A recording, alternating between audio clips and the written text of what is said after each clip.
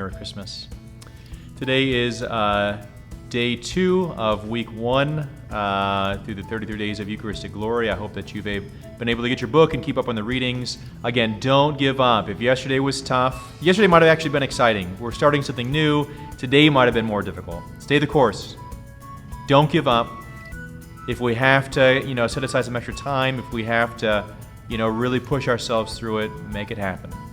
Stay the course. Don't give up. Jesus is pulling for you. I'm encouraging you. You can do it.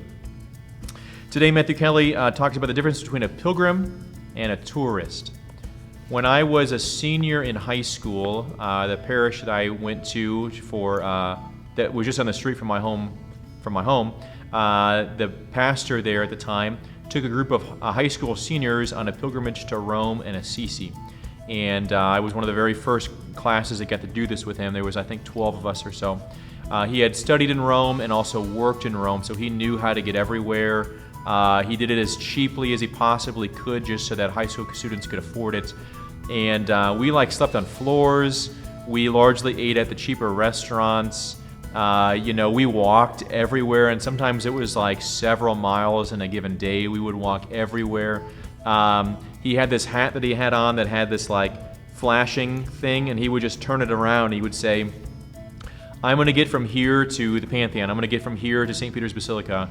I'm not going to look back. You can see the light. If you get lost, go back to the hotel and we'll get you at night.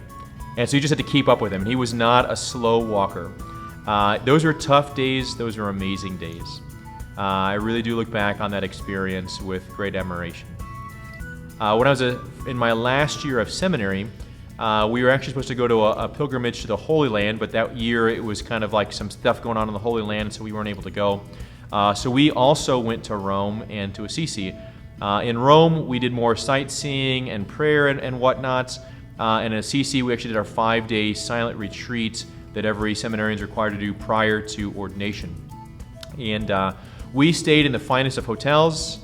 We ate the nicest of meals. We rode buses everywhere.